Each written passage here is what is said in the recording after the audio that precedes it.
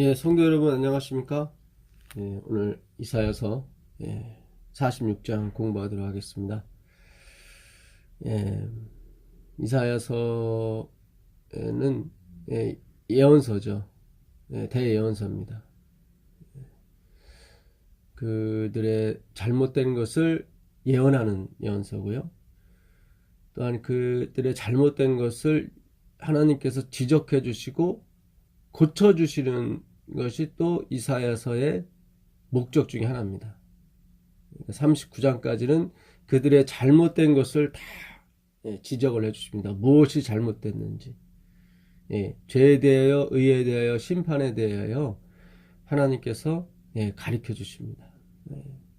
내가 이것이 잘못됐다, 이렇게 말씀해 주시고 40장부터 66장까지는 그 잘못된 것을 내가 이렇게 고쳐주겠다.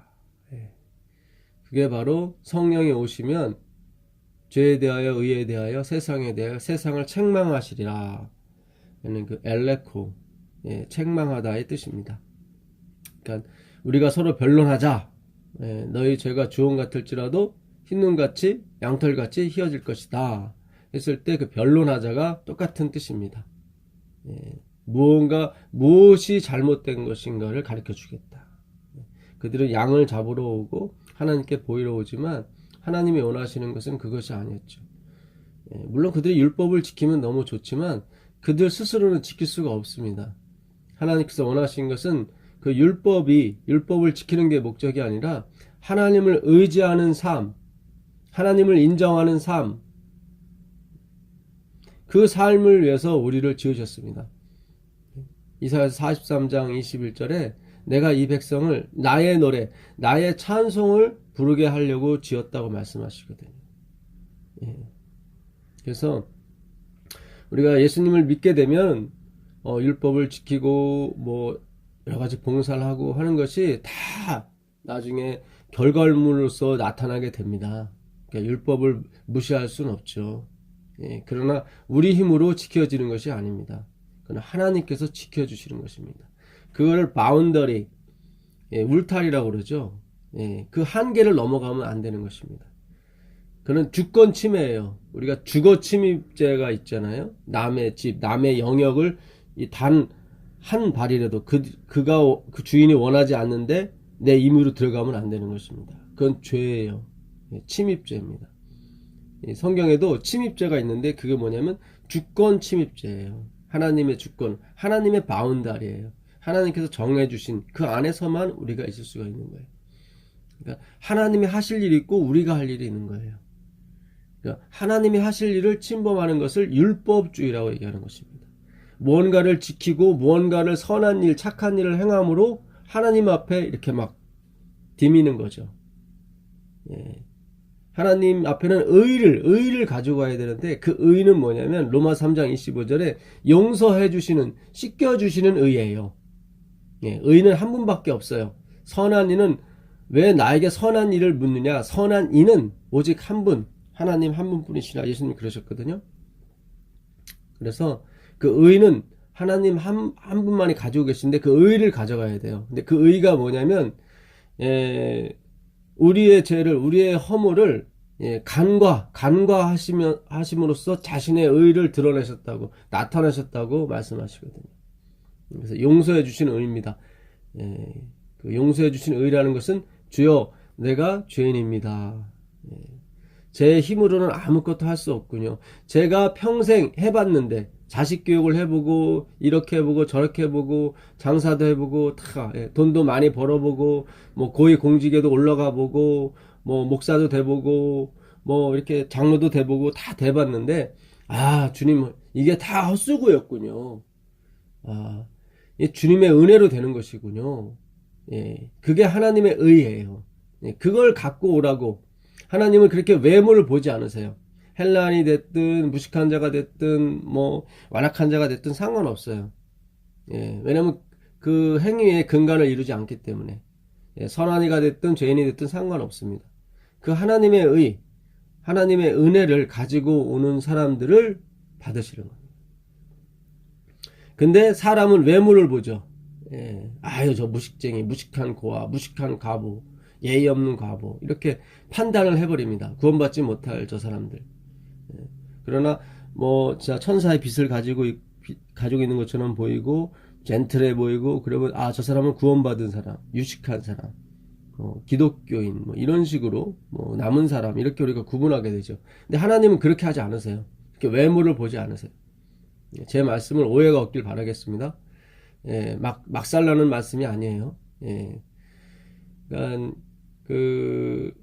우리가 이렇게 하나님은 외모를 보지 않으시는데 우리는 그 외모를 갖고 나가는 거죠.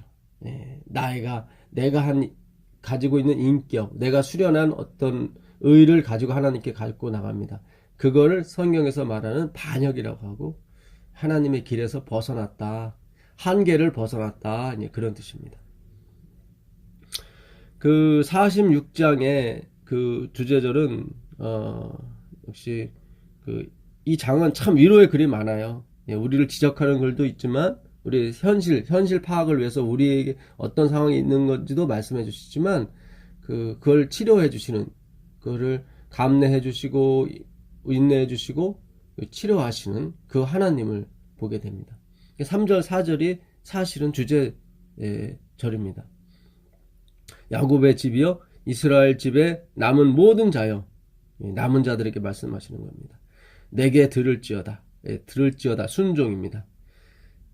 배에서 태어남으로부터, 너희 엄마 뱃속으로 태어남으로부터 내게 안겼고 내가 시작을 했고 태에서 남으로부터 내게 업힌 너희여. 엄마 뱃속에서 나오면서부터 내가 너희를 업고 키웠다. 이렇게 말씀하셔요. 너희가 노년에 이르기까지, 너희가 백발이 휘어지는 노년에 이르기까지 내가 그리하겠고 그렇게 업고 다니겠고 내가 키우겠고, 그런 말씀입니다. 백발이 되기까지 내가 너희를 품을 것이라.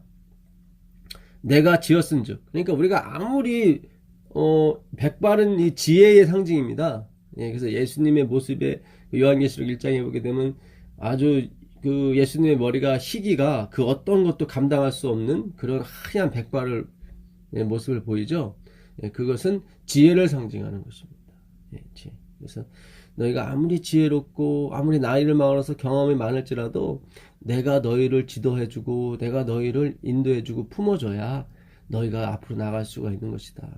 그렇지 않으면 다 말뿐인 거예요. 우리는 그걸 이룰 수가 없어요. 그럴 능력이 없어요. 왜냐하면 능력의 근원이 그 에너지가 하나님 한 분밖에 없어요.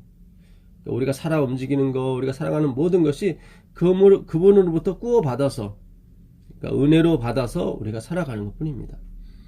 그래서 하나님께서 이렇게 품어주시겠다, 끝까지 품어야 된다, 그 말씀을 의미합니다. 내가 지었은즉, 창조주를 말하죠. 내가 업을 것이요. 그렇죠. 왜 우리가 하나님 등에 업히냐면 하나님의 피조물, 하나님의 자녀들이기 때문에 그런 것입니다. 내가 품고 구하여 내리라.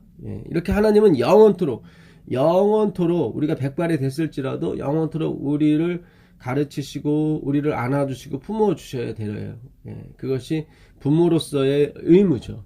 사랑의 의무입니다. 그거를 창조주의 주권 영역이라고 그래요.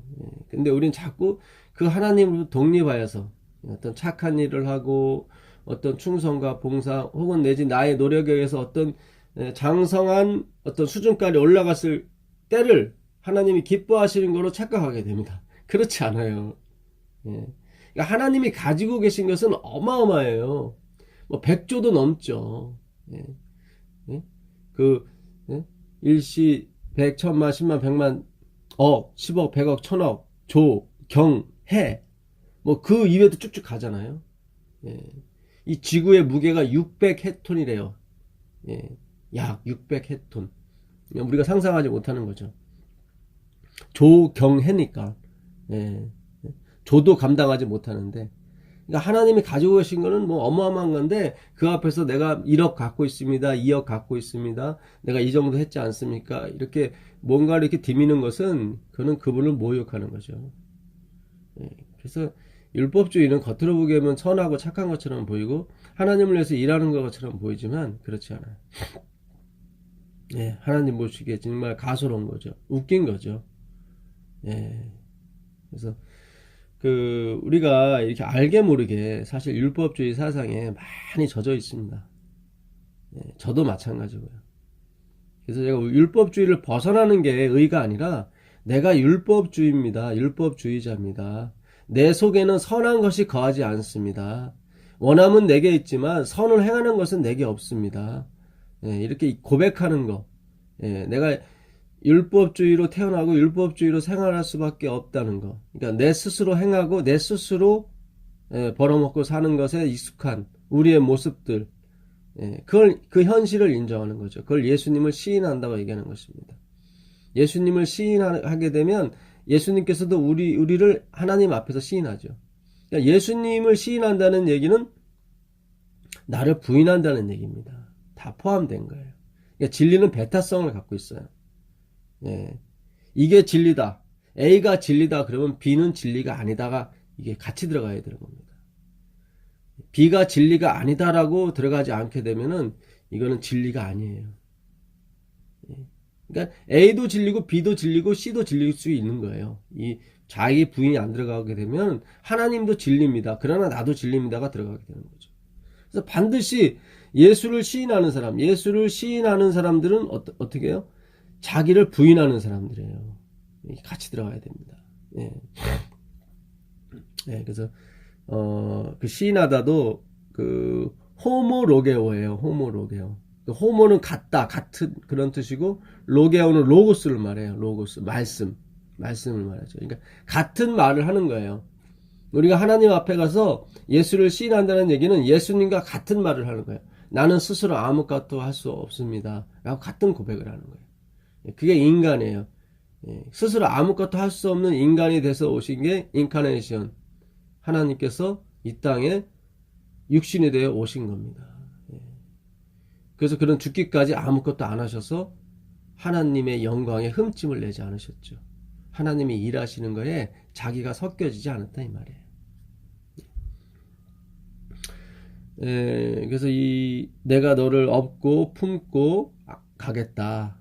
내가 말했으니 반드시 이루어질 것이다. 그 말씀들이 나중에 이제 그 10절 이하에 이제 그 말씀이 나옵니다.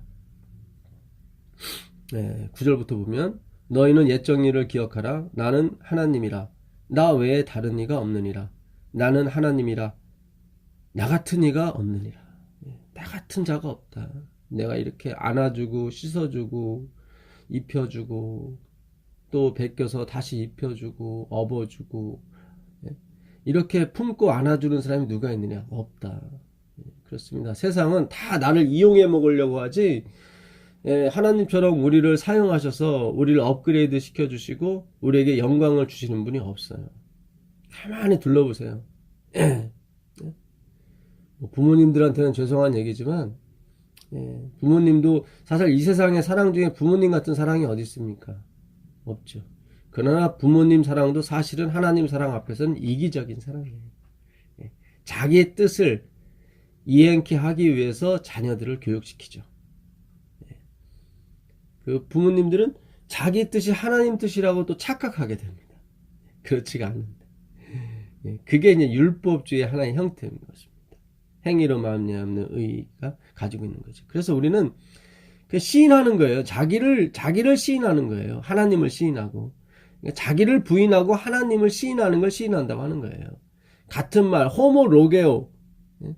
찬송하려다는 아나로게오예요. 아나로게오. 아나는 위로. 찬송하리로다. 우리를 하나님 안에서 예정하시고 그의 거룩하고 흠이 없게 하시려고 우리를 예수 안에서 택하신 것. 그걸 바울이 에베소 1장 3절에 찬송하리로다. 그게 아나로게오거든요. 로고스, 아나로고스예요. 위로 행한 말씀. 그러니까 모든 말들이 다 하나님을 가리키고 있다는 얘기죠. 모든 말들이 하나님을 향해 있는 거예요. 태초에 말씀이 계시니라. 이 말씀이 하나님과 함께 계셨다. 이렇게 됐어요. 프로스톤 네온. 이렇게. 프로스는 뭐냐면 포워드예요. 그러니까 하나님과 함께가 아니라 with가 아니라 forward예요. 하나님을 향해서 존재하고 있다. 그분이 누구예요? 예수 그리스도예요. 모든 것이 하나님을 가리켜요. 그 요한복음 한번 가볼까요? 그 요한복음 14장, 요한복음 14장, 내가 길이요 진리요 생명이니 나로 맘지 않고는 아버지께로 올 자가 없느니라고 말씀했을 때 빌립이 우리에게 그 하나님, 그 아버지를 보여주옵소서 했을 때 예수님께서 응답하신 말씀, 내가 아버지 안에 거하고 아버지는 내 안에 계신 것을 내가 믿지 아니하느냐. 내가 너에게 이르는 말은 스스로 하는 것이 아니라, 그렇죠? 내가 하는 말이 스스로 하는 것이 아니라 아버지께서 내 안에 계셔서 그의 일을 하시는 것이라. 아버지께서 일하시니 나도 일한다, 이렇게 말씀하셨죠. 그러니까 내가 일하는 것은 내가 일하는 게 아니라 아버지께서 내 안에 들어오셔서 일하시는 거다. 마치 허수아비처럼 당신을 묘사하신 거예요. 그러나 감정이 없고 뜻이 없는 허수아비가 아니라 이분은 감정과 뜻이 계신 허수아비. 그러니까 동의하신 거예요. 자기 모든 걸 헌신하신 거예요. 바치신 거예요. 가치 없는 걸로 하나님께 바치셨어요. 그래서 하나님께서 이 가치 없는 걸 사용하셔서 당신이 가치가 있는 분이라는 걸 나타내시라는 거죠. 영광을 얻으시라는 거예요. 이게 바로 예수 그리스도의 굴복이에요. 항복이죠. 하나님에 대한 항복. 이게 전형적인 아담에게 요구하셨던 하나님의 뜻이었습니다. 근데 아담이 이걸 루스벨 때문에 이루질 못하고 실패했죠. 그래서 다시 그 아버지께서, 그 말씀하신 그 아버지께서 인간이 되셔서 이 땅에 오셔서 그 말씀을 이루시는 거예요. 그 말씀이 이루어지는 겁니다. 계속해서 이사야서 가보겠습니다. 10절에 내가 시초부터 처음부터 종말을 알리며 아직 이루지 아니한 일을 옛적부터 보이고, 그러니까 하나님은 처음부터 종말을 구하셨어요. 태초에 하나님이 천지를 창조하시니라 그랬을 때 그 태초, in the beginning, 태초에 시작이 있다는 건 끝이 있다는 걸 의미하는 것입니다. 그래서 창세기 1장 1절은 베레시트, 태초에, 그러니까 머리 안에서, 그런 뜻입니다. 이 머리 대신 그리스도죠. 그리스도 안에서 천지를 창조하셨어요. 하나님께서.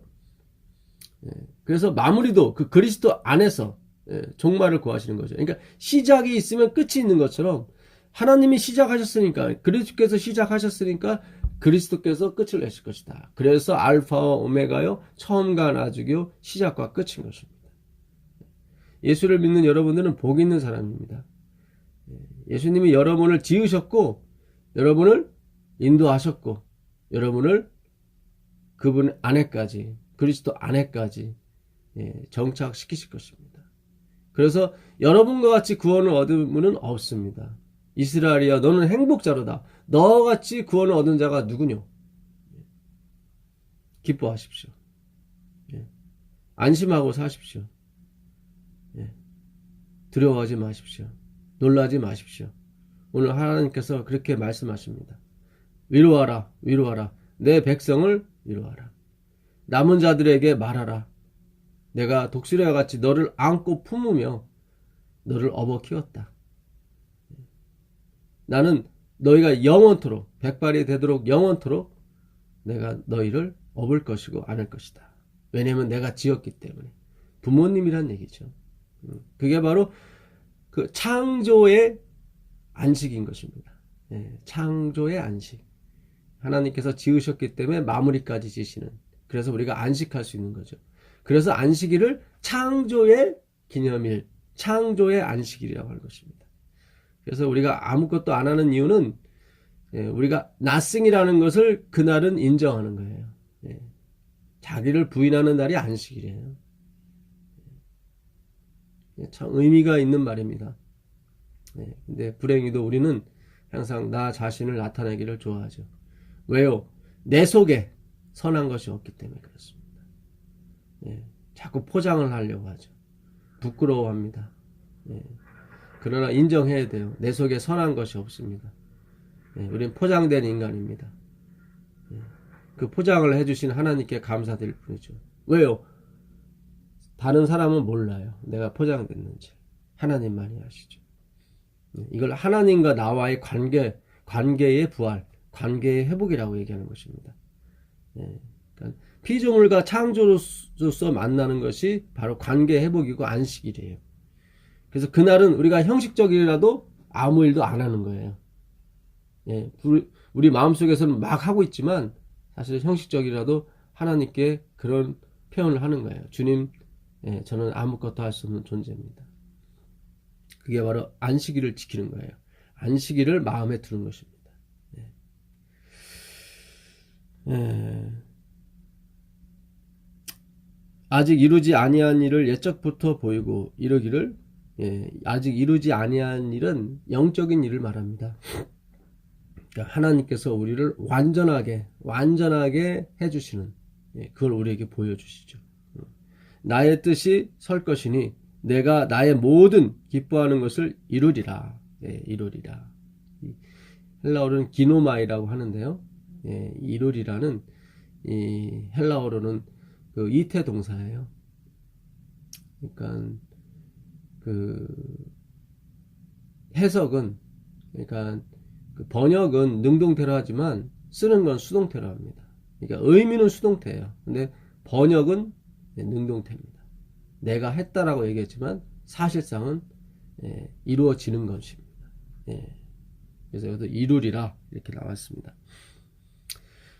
11절, 내가 동쪽에서 사나운 날짐승을 부르며 먼 나라에서 나의 뜻을 이룰 사람을 부를 것이라. 페르시아 사람 고레스를 일으켜서 이제 바벨론을 무찌를 것이다. 그래서 너희를 해방시켜 줄 것이다. 그 동쪽에서 오는 그 고레스를, 메데 페르시아 다리오와 고레스를 의미하고 있습니다. 예, 멀게는 그 예수 그리스도 동방에서, 예수님 동쪽에서 오시거든요. 항상 성소는 동쪽에 문을 두고 있습니다. 예, 그래서 이 동쪽에서 해가 떠오르듯이 예수 그리스도께서 동쪽에서 오십니다. 예, 그래서 우리나라는 동방예의주국이라고 하죠. 예, 그래서 우리나라는 되게 그 사실 의미가 깊은 나라입니다. 그러니까 해를 제일 먼저 맞는 나라가 우리나라예요. 예, 그래서 Far East, 극동 지방이라고 그러죠. 동쪽의 끝에 있는 지방. 물론 우리보다 더, 예, 동쪽에 있는 뭐 날짜 변경선에 있는 피지섬이라도 그런 게 있지만 미약하죠. 사람이 얼마 안 사니까. 예, 그래서 사실은 이 나중에 다니엘서 11장 44절에 가보시면 그 북방 왕이 막 승승장구하다가 그 북동쪽에서 동북 쪽에서 들려오는 소문에 그가 결국 자질러지죠. 예. 그리고 그 북방 왕이 로만 캐톨릭을 상징하는데, 예, 그리고 자유민주주의와 싸우다가 승리를 하게 됩니다. 예, 근데 어쨌든 그 동북 쪽에서 오는 소문을 듣고 아주 그가 놀라 자빠집니다. 그래서 그 유럽을 자기들은 중심이라고 보죠. 그래서 Far East, 우리를 극동이라고 합니다. 예. 동북 쪽에 있는 소문이라고 하면은 나라가 이제는 4개인데 일본과 한국, 중국과 러시아죠. 근데 여기서 정말 그 예? 무서운 소문이 들려오죠. 그러니까 어떤 기별이 온다는 뜻이죠. 그 소문이라고 하는 것은. 예. 그 가브리엘 천사가 내가, 예? 지극히 기뻐하는 그, 예? 소식을 전하노라. 오늘 다윗의 동네에, 예, 구원자 예수가 나셨다. 예. 그게 엄청난 소식 아닙니까? 이 기쁜 소식을 그 북동쪽에 있는 사람이 전하는 거예요. 예. 그러니까 일본이나 한국이나 중국이나 러시아 중에 한 민족이 전하겠죠. 아니면 4민족이 합세하든가. 제가 봐서는 한국이 그 역할의 중심에 서지 않을까. 예.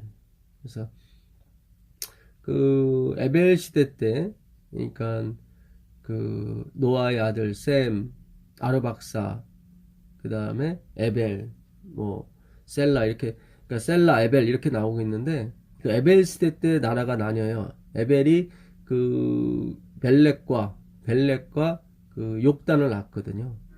그래서 그때 세상이 나뉘어졌다고, 창세기 10장 21절에 보게 되면 그때 세상이 나뉘어졌다고 그래요.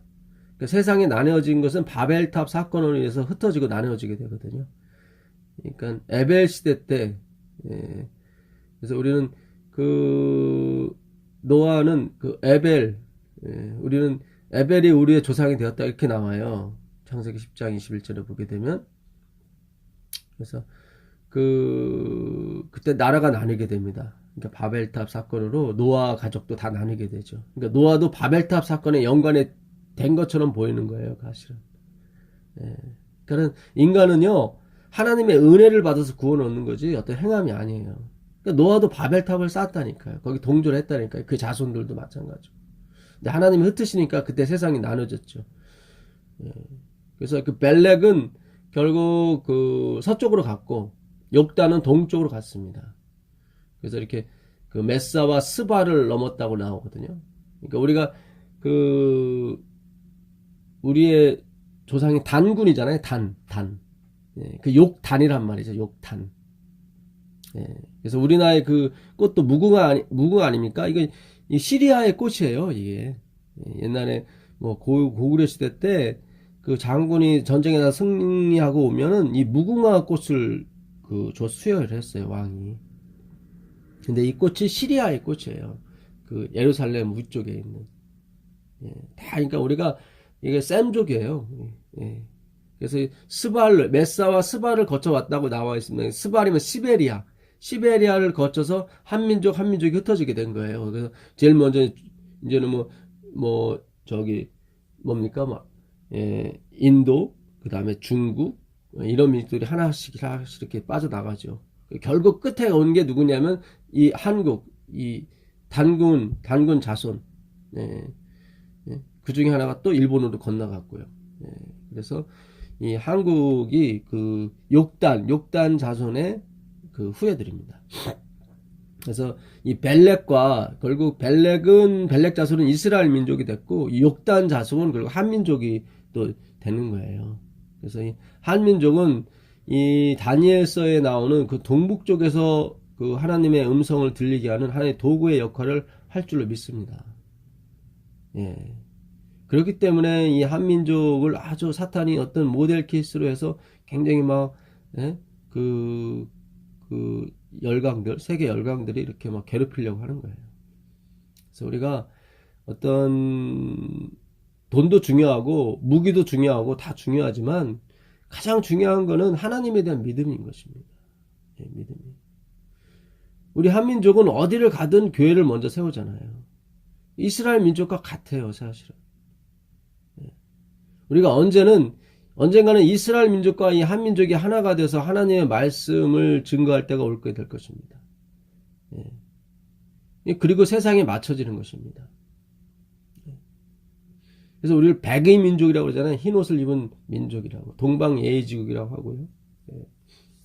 그래서 여러분께서 오늘 이 성경을 공부하게 되면 세상이 보이게 되고 미래가 보이게 되는 것입니다. 내 자신이 보이게 되는 것이고 하나님이 보이게 되는 거예요. 어떤 사건이 중요한 게 아닙니다. 그 사건 위에 계신 그 하나님을 볼 줄 아는 마음, 그거는 나로부터 시작이 되는데 나의 부인으로부터 시작이 되는 거예요. 하나님이 오늘날 우리 백성들에게 많은 성공을 주고 싶어 하시고 많은 걸 주고 싶어 하시는데 이들이 뭐만 조금 가지게 되면 자기를 드러내고 내가 했다는 둥 자꾸 그런 들이 막 떵떵하니까 하나님께서 가슴 아프신 거예요. 그러나 하나님께서 반드시 이 패역한 민족들을 고치시고 바로 세우셔서 정말로 예수님과 같은 그런 겸손한 민족이 되게 하실 줄 믿습니다. 그런 백성이 되게 하실 줄 믿습니다. 나의 뜻을 이룰 사람을 부를 것이라. 내가 말하였은즉 반드시 이룰 것이요. 그렇지? 호모 로게오, 아나 로게오예요. 하나님이 반드시 이룰 것이에요. 계획하였은즉 반드시 시행하리라. 그분이 계획하면, 그분이 생각만 해도 그분은 이루시는 거예요. 우리 이사야서 14장 28절에 한번 우리가 전에 배운 적이 있었죠. 28절 보시면 내가 요한복음이 아니죠. 이사야죠. 이사야. 죄송합니다. 이사야 그 14장 28절을 보시면 이사야 14장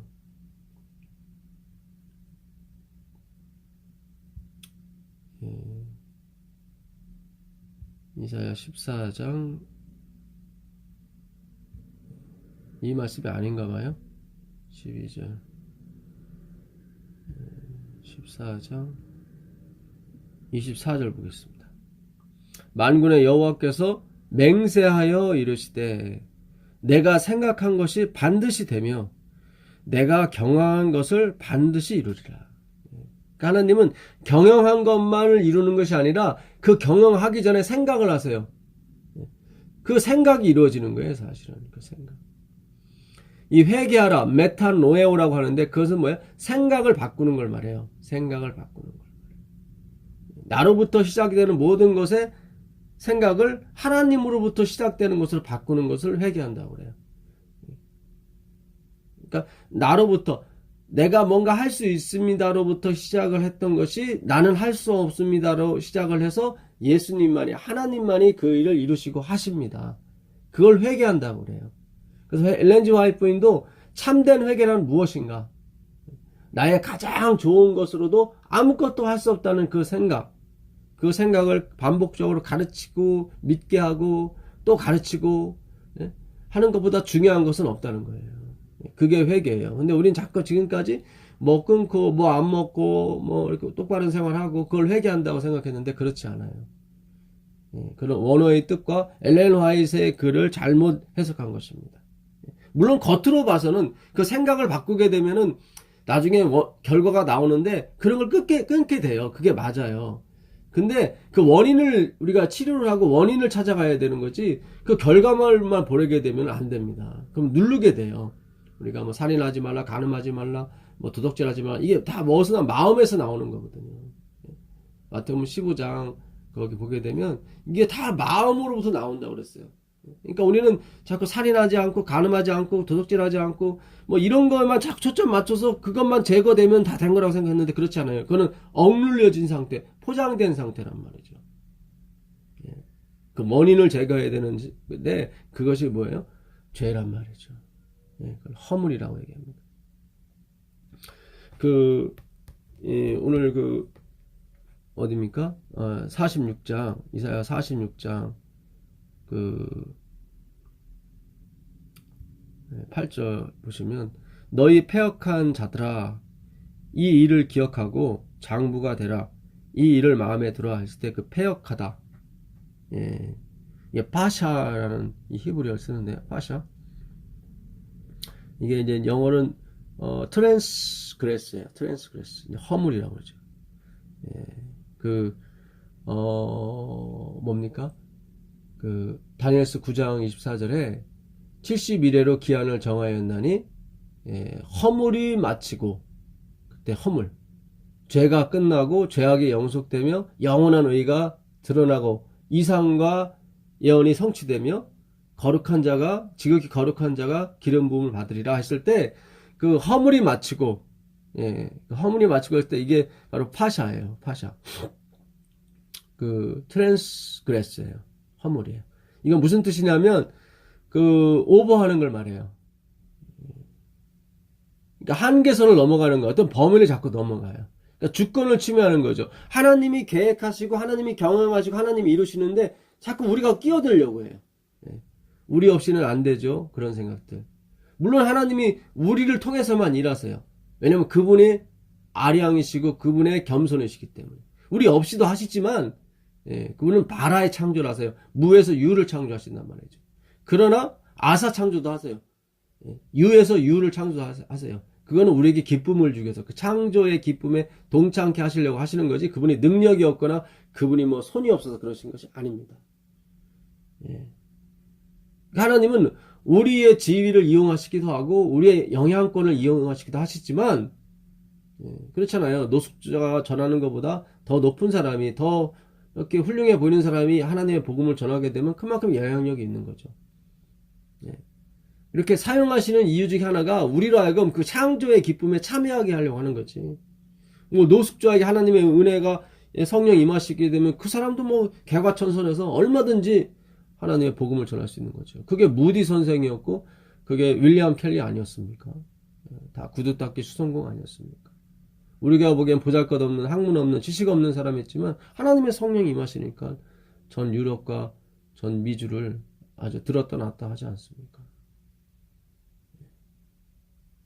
하나님의 영광을 나타내려고 하는 거지 그 사람들이 훌륭하다는 걸 나타내려고 하는 것이 아니에요. 그래서 하나님은 항상 처음부터 그랬지만 또 초대교도 그랬고 마지막 교도 그럴 것입니다. 미련한 걸 택하사 지혜롭다 하는 일을 부끄럽게 하십니다. 예, 여러분 미련한 자가 되셔야 돼요. 자기를 부인하는 사람이 되세요. 제발.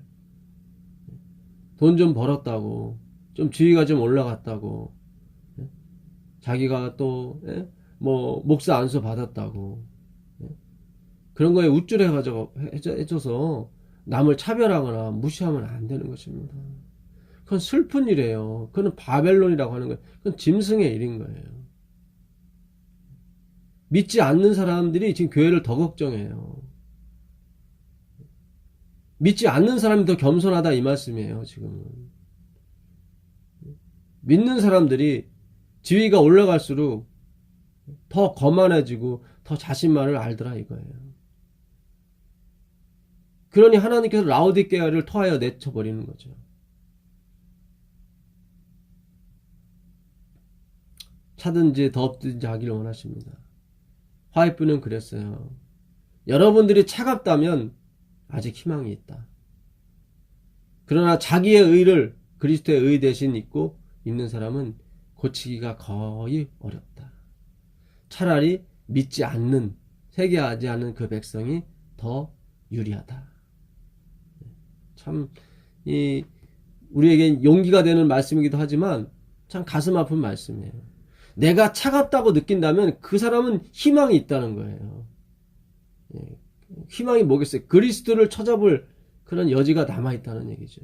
그러나 자신의 의를 그리스도의 의 삼고 그 대신으로 여기는 사람들은 고치기가 거의 불가능하대요. 거의 어렵대요. 여러분 가난하십니까? 가련하시고 정말 곤고하십니까? 축복된 줄 믿습니다. 벌거벗은 자, 보지 못한다고 하는 자, 그 사람은 복이 있다고 말씀하시는 거예요.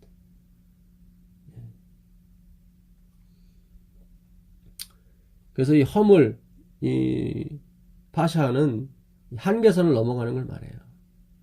자꾸 우리는 한계선을 넘어가요. 내가 좀 잘 되면 자꾸 하나님 자리에 올라가요. 이 청직이라고 하는 헬러, 그 뜻이 두 가지 뜻이 있다고 그랬죠. 하나는 그 말씀을 잘 지키는 사람, 보존하는 사람, 그 뜻이 오이코 노모스라고 그랬고, 또 하나가 뭐였죠? 에피트로포스. 그는 바로 as like예요. as like. 뭐뭐처럼만 행동하는 거예요. 주인처럼 행동을 해요. 근데 주인은 아니에요. 그게 바로 청직이에요. 주인처럼 남을 도와줘요. 마치 자기 것이냥 도와줘요. 그러나 자기 게 아니에요. 항상 그 생각을 갖고 있는 사람이 누구예요? 청직이에요. 근데 우리가 이 전자는 너무 잘해요. 주인처럼 행동하는 건 너무 잘하는데 내가 주인이 아니라고 하는 그런 행동은 잘 못해요. 그래서 오늘날 교회가 어려움을 당하는 것입니다. 당을 짓고 그러는 거예요. 다들 그 당의 머리가 되려고 하는 거죠. 이 당 깨부셔야 됩니다. 어떤 그룹들, 목회자 그룹도 마찬가지예요. 자기들만의 어떤 그룹을 이루려고 하고 자기들만의 영역을 차지하려고 하는 이런 것들은 당을 짓는 거예요. 사실은 다 당. 예수님 당시 그랬거든요. 예수님 초림 당시를 연구해보면 제사장 그룹, 자기들만이 똘똘 뭉치는 거예요. 정말 하나님을 위해서 뭉치는 것이 아니라 자기의 바운더리, 자기의 영역을 지키기 위해서, 그걸 밥통을 지키기 위해서 그러는 것처럼 그런 거 비슷한 거예요. 자기의 이익과 그런 걸 지키기 위해서 하는 거죠. 그걸 당을 짓는다고 그래요. 그거를. 물론 뭐 하나님을 대적하기 위해서 당을 짓는 거, 그것도 맞긴 맞아요. 그러나 그런 모든 것들이, 바벨론이 그런 뜻이에요. 론이 조직을 말해요. 바벨탑, 바벨성, 어떤 조직, 어떤 조직에 묶여 있고. 우리는 하나님으로부터 월급을 받는 사람들이지, 목사들은 조직으로부터 월급을 받는 사람이 아니에요. 그걸 아셔야 돼요. 제가 작업 사역만 십몇 년 하고 있지만 늘 하나님께서 저한테 사실은 이 불완전한 어떤 자리를 주시는 것 같지만, 남 보시기에 뭐 무시당하고 뭐 그런 게 쉽사리 많죠. 너는 조직에 들어오지 못한 사람이야. 뭐 침례하면은 뭐 조직에 있었습니까? 예수님은 조직에 있었어요? 조직에 안 계셨어요. 늘 불안한 자리 같지만 하나님이 다 뭐예요? 입혀주시고 먹여주시고 하십니다. 공중의 새를 통해서 직접 주시지는 않지만 마치 진짜 공중에서 뭐가 날아오는 것처럼 하나님이 나라를 동원하시고 뭐 정권을 모든 것이 하나님 것 아닙니까? 이게 하나님의 주권인 줄 믿습니다. 오늘날 우리 목사님들이 그리고 장로님들이 집사님들이 이 생각, 사장님이 나한테 월급을 주는 게 아니에요. 그 사장님을 뭐 이렇게 대적하라 그런 말씀 아니에요. 우리는 항상 청지기 직분, 주인처럼 행동하지만 주인이 아니란 말이죠. 그 사상, 이 후자의 것을 항상 명심하셔야 돼요. 내가 주인이 아니라는 거예요. 여러분 누구한테 선행을 하시고 감사단 인사 받으세요. 뭐 그것까지 거절하실 필요는 없고 받으세요. 그러나 그 감사는 내가 받아야 해서는 안 된다는 것을 늘 명심하고 명심하시게 되길 바랍니다. 우리가 입술로 뭐 내가 한 게 아니야, 내가 한 게 아니야 이렇게 외칠 필요는 없어요. 외친다고 해서 다른 사람이 들어주는 것도 아니고 나중에 너무 많이 들으면 찔쩍내고 짜증내더라고요. 항상 우리 마음속 깊이 이건 내가 하는 것이 아니라 하나님께서 하시는 것이다. 하나님이 경영하시고 하나님이 계획하시고 하나님이 이루신다. 그 생각을 매일매일 우리는 매일매일 해야 된대. 침례는 이 성령의 침례에 더불어 회개의 침례는 매일매일 해야 되는 것입니다. 예수님께서 실물교훈에 보게 되면 예수 그리스도는 매일매일 성령의 침례를 받으셨대요. 그분이 왜 성령의 침례를 받아요? 그분 자체가 성령이신데. 왜냐면 자기를 비웠기 때문에 인간의 모습이 됐다는 뜻이죠. 인간은 매일매일 충전이 돼야 되는 존재예요. 내가 한 번 배우고 한 번 알았다고 그게 영원히 가는 것이 아니에요. 그러니까 많은 분들이 저랑 같이 성경 공부를 한 다음에 중도에 탈락을 해버려요. 아쉽게도. 그래서 좀 더 나은 쪽으로 가면 너무 좋은데 그렇지 못하고 이상한 기별에 또 빠지고 그래서 자꾸 떨어져 나갑니다. 아마 저와 같은 기별을 전하시는 분들이 이제 곳곳 나올 거예요. 그러면 들으세요. 배우시고 들으세요. 근데 항상 분별력을 가지고 계셔야 돼요. 마지막에 내가 뭔가를 해야 된다는 쪽으로 기울어지게 되면 반드시 그걸 들으시면 안 돼. 그거는 이제 구별해서 들으셔야 돼. 그러나 복음적인 요소가 있다면 열심히 들으세요. 그래서 예수 그리스도께서 우리 안에서 넓혀주시는 영역을 열심히 넓혀 가십시오. 여러분들은 저보다 더 많이 성경을 깊이 고찰할 수 있고 깨우칠 수 있습니다. 그래서 이 허물이라는 것은 이 파샤라고 하는 것은 이 한계선을 넘어가는 걸 말하는 것입니다. 그래서 71회로 기한을 정하였나니 그때 허물이 마친다고 그랬거든요. 우리가 예수 그리스도께서 십자가에서 돌아가시는 말미암아 우리의 한계를 깨닫게 되고 한계를 지키게 됩니다. 그거를 안식일을 지킨다고 표현하는 거예요. 우리 한계예요. 나는 아무것도 할 수 없는 존재군요. 그 안식일마다 느끼는 거예요. 깨닫는 거예요. 그건 좌절이 아니고 그건 우울증이 아니에요. 그건 회복이고 하나님 안에서 안식을 누리는 거예요. 그렇잖아요. 그 수고하고 무거운 짐을 내려놓는 거죠. 오늘도 그 우상이 그 1절 2절 보겠습니다. 꺾어지잖아요. 그들은 짐이에요. 그 우상은 짐이었다고요. 내가 뭔가 해야 된다는 거, 내가 깎아야 되고 내가 수련해야 되는 거, 그게 다 우상 아닙니까? 내가 깎고 만든 것이 내 피땀이 들어간 게 우상 아닙니까? 그걸 짊어지고 가는 거예요. 우리가 짐승도 넘어지고 우상도 넘어지고 꼼짝 못해요. 아무것도 움직이질 못해요. 그 무거운 짐에서 하나님이 우리를 빼내신 거예요. 그게 출애굽기 6장 4절에 내가 너희를 애굽의 무거운 짐에서 너희를 빼냈다. 에클레시아, 불러냈다. 빼냈다. 그 교회라고 하는 것입니다. 근데 다시 무거운 그 교회 안에 다시 사탄이 무거운 짐을 하나님의 은혜를 가장해서 짊어진 거죠. 그걸 율법주의라고 그러고 행위로 말미암는 의라고 하는 것입니다. 근데 우리가 그걸 몰라요. 여러분, 제가 방종을 이렇게 촉구하는 게 아닙니다. 저와 공부하시는 분들이 착각하시는 게 자꾸 방종을 자꾸 조장한다고 생각하는데 그게 아니에요. 그리스도께 가라는 거예요. 그리스도께.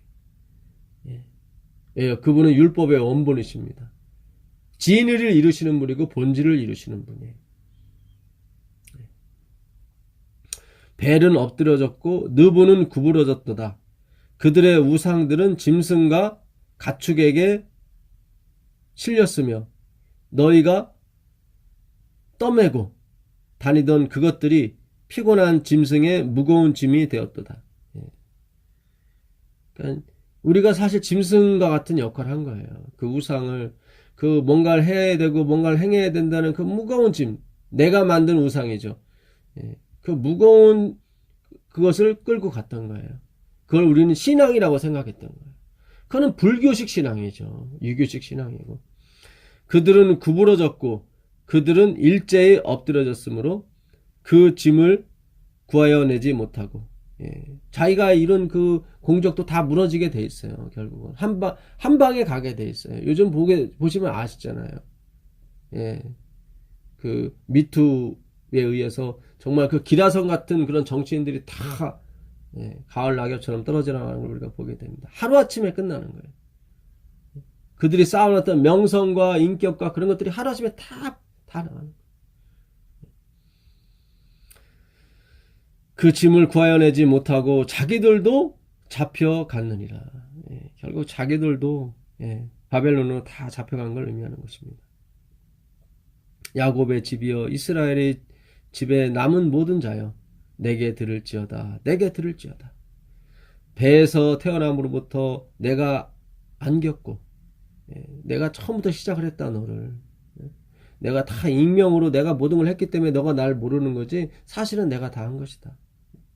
남으로부터 내가 내게 업힌 너희여 너희가 노년에 이르기까지 내가 그리하겠고 백벌이 되기까지 내가 너희를 품을 것이라.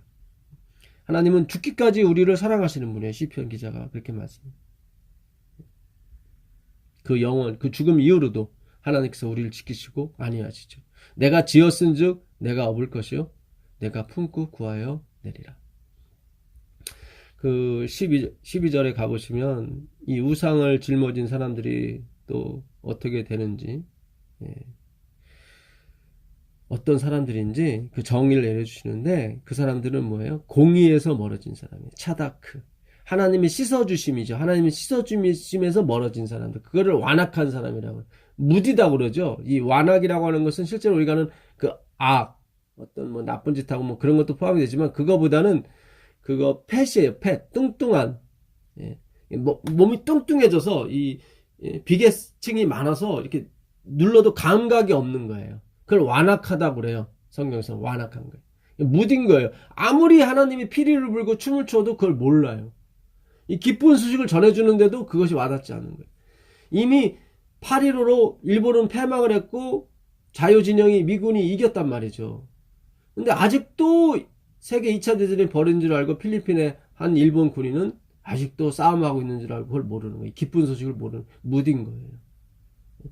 마음이 완악하여 공의에서 멀리 떠난 너희여 내게 들으라. 그게 우리예요.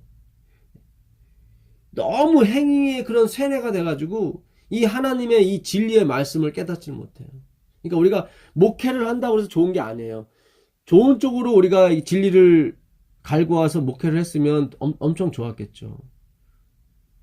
그러나 불행히도 라오디게아의 목회는 참 어떻게 보면 슬픈 목회예요. 겉으로 봐서는 부자인 것 같고 겉으로 봐서는 부족한 것이 없는 것처럼 보이지만 그렇지가 않은 거예요. 실상은 가련하고 공고하고 가난하고 벌거벗고 눈먼 거죠. 이거를 역전할 수 있는 것입니다. 이걸 깨닫게 되면 더 크게 될 수 있는 거예요. 뒤로 한 발 물러난 개구리가 더 많이 뛸 수 있는 것처럼.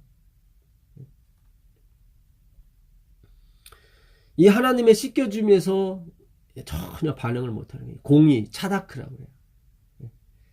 70일에로 기한을 정하였나니 허물이 마치고 죄가 끝나고 죄악이 영속되고 영원한 의가 드러나다 할 때 영원한 의, 그 차다크, 이것은 체데크라고 되어 있는데요. 차다카 똑같은 말입니다. 똑같은 말이에요. 라이처니스, be righteous, 거룩해지다, 뭐 옳게 되다, 뭐 그런 차이입니다. 그러니까 공의에서 멀리 떠난 너희여 내게 들으라. 내가 나의 공의를 가깝게 할 것인지. 그러니까 하나님이 만드신 공의예요. 차다크예요. 씻어주시는 거예요. 2300주야까지는 그때의 성소가 정결케 함을 입으리라. 정결케 함을 입으리라. 차다카예요. 차다크. 거기서 나온 게 여기서 나온 공의 체데크입니다. 체데크. 그러니까 씻겨줌을 당하는 거예요.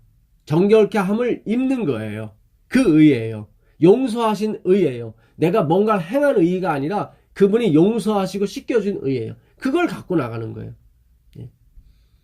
내가 나의 공의를 가깝게 할 것인즉 그것이 멀지 아니하니 나의 구원이 지체하지 아니할 것이라. 내가 결국 너희를 씻어줄 것이고 너희를 해방시켜 줄 것이다.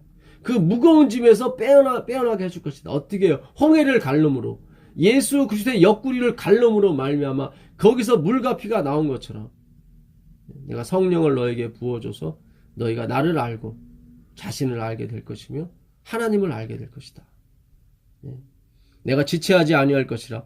내가 나의 영광인 이스라엘을 위하여. 왜 이스라엘이 하나님 영광이에요? 하나님이 그 못된 이스라엘, 그 패역한 트랜스그레스 빠샤인 이들을 어떻게 해요? 정말 할렐루야 만드신 거죠. 루스벨 이름이 원래 할렐입니다. 할렐루야. 하나님의 영광을 나타내라고 그랬는데 자기 영광을 드러냈죠. 그래서 이스라엘이 결국 패망자가 되었는데 하나님이 그 죽은 이스라엘을 다시 살리셔서 그게 결국 다시 살리셨기 때문에 그 이스라엘을 하나님의 영광이 된 거예요. 하나님의 영광인 이스라엘을 위하여 구원을 시온에 세울지리라. 베풀리라. 시온에 베풀리라. 이 시온 전에 말씀드렸죠. 이 시온은 이정표입니다. 그러니까 암흑이에요. 다 암흑이에요. 아무것도 안 보여요. 어디로 갈지를 몰라요. 근데 저기서 불빛 하나가 보이는 거예요. 그걸 시온이라고 해요. 시온이라고. 거기에 구원이 있는 거예요. 다른데 다 어두워요. 근데 그 그리스도의 십자가만 빛이 보이는 거예요. 그래서 요한계시록 5장인가요? 하여튼 거기에 그 요한에게 올라오라고 그러죠. 열린 문을 보게 됩니다. 올라오라. 근데 그 당시 그 요한이 있던 시대는 최고의 박해가 시작됐던 시대예요. 세상이 어두워지고 캄캄해졌죠. 기대할 데가 없고 박해는 심해오고 다 닫혀 있었어요. 성공과 학교 모든 게 다 닫혀 있었어요. 다 실패한 것처럼 보였죠. 아 이제 끝이구나 생각했죠. 근데 하늘에서 동아줄 하나가 내려온 거예요. 구원의 줄이죠. 튼튼한 붉은 줄이었습니다. 영원히 끊어지지 않는 사랑의 줄이었고요. 삼겹줄이었죠. 그 문만 열린 거예요. 그래서 그 어두웠던 그런 것들이 오히려 전화위복이 되는 거죠. 만약에 세상이 다 열렸으면, 세상에 문들이 많았으면 하늘에 있는 문을 안 쳐다봤겠죠. 그리로 가려고 하지 않았겠죠. 근데 다행히도 세상에 있는 문이 다 닫혀있기 때문에 이 백성들은 하늘에 있는 동아줄만 붙들게 되었던 것입니다. 그걸 시온이라고 하는 것입니다. 그래서 시온에는 자기 부인이 들어가 있고 세상의 부인이 들어가 있습니다. 오직 하나님의 시인만이 살아있는 거죠. 그걸 시온이라고 얘기하는 것입니다. 그래서 이 이사야 46장은 이 13절까지밖에 안 돼 있어요. 그래서 여러분께서 꼭 한두 번 더 읽어보셔도 좋아요. 되게 좋습니다. 그래서 그 인간이 만든 거 그런 것들은 세워놔도 스스로 아무것도 못한다. 근데 우리는 그것에게 경배하고 우리를 구원하라고 하고 우리 주머니에 있는 금을 꺼내서 우리가 하는 행위죠. 그걸 꺼내가지고 막 신을 만드는 거예요. 막 성공한 사람을 박수 쳐주고 막 그러는 거죠. 그런 것들이 이제 중간중간에 나와 있어요. 6절에 보게 되면 사람들이 주머니에서 금을 쏟아내며 은을 저울에 달아 도금장에게 주며 그것으로 신을 만들게, 영웅을 만드는 거죠. 세상은 영웅을 좋아하거든요. 그래서 뭐 가수도 아이돌 가수, 우상 가수라고 그러잖아요.